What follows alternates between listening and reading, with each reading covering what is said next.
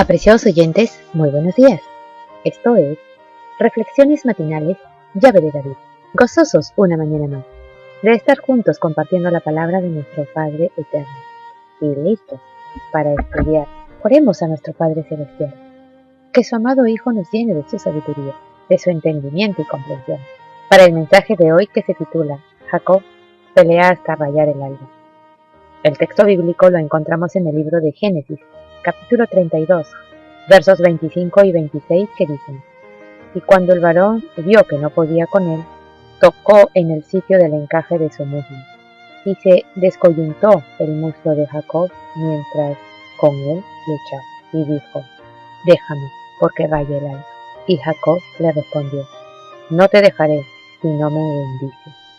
El luchador desconocido empleó únicamente la fuerza de un ser humano en su lucha con Jacob, pensando que su asaltante era un enemigo mortal. Jacob luchó como si hubiera estado haciéndolo por su vida.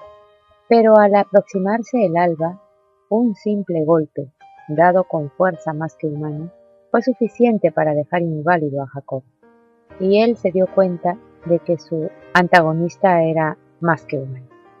El ángel procuró retirarse antes de que despuntara el día, pero no dio ninguna razón para hacerlo. Los comentadores han sugerido un deseo de su parte, ya fuera de impedir que otros contemplaran la escena o quizá para evitar que Jacob lo viera. El golpe que lo dejó inválido y la voz divina habían convencido a Jacob de que aquel, con quien había luchado durante horas, era un mensajero del cielo. Habiendo procurado desesperadamente por varias horas la ayuda divina, Jacob sentía que no podía permitirle que se fuera sin primero recibir la seguridad del perdón y la protección que anhelaba. Esto pidió como una dádiva completa, comprendiendo que no tenía nada que ofrecer a cambio. No propuso una transacción, suplicó porque su situación era sencillamente desesperada. La ayuda que necesitaba solo podía provenir de Yahweh. Por primera vez en su vida comprendió que sus propios recursos eran ilimitados. Desde su nacimiento, cuando había tomado a su hermano por el talón, hasta sus últimos años en Harán, cuando había sido más astuto que su tío Labán. Jacob había enfocado la solución de los problemas de la vida mediante métodos cuestionables de su propia iniciativa. Ahora era un hombre cambiado. Si bien en lo pasado había confiado en su propia sabiduría y fuerza, ahora había aprendido a confiar completamente en Yahweh. En la crisis suprema de su vida, se apartó para orar.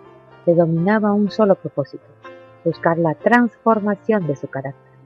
Era una región solitaria y montañosa, madriguera de fieras y escondite de salteadores y asesinos. Jacob, solo e indefenso, se inclinó a tierra profundamente acongojado. Con vehementes exclamaciones y lágrimas oró delante del Altísimo.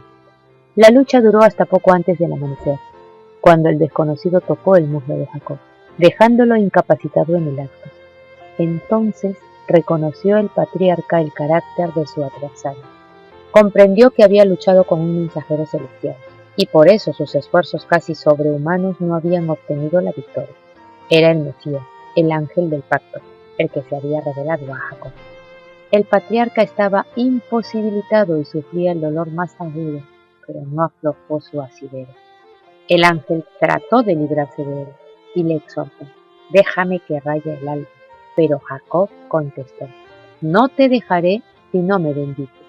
Si esta hubiese sido una confianza jactanciosa y presumida, Jacob habría sido aniquilado en el acto, pero tenía la seguridad del que confiesa su propia indignidad y, sin embargo, confía en la fidelidad del Altísimo que cumple su pacto.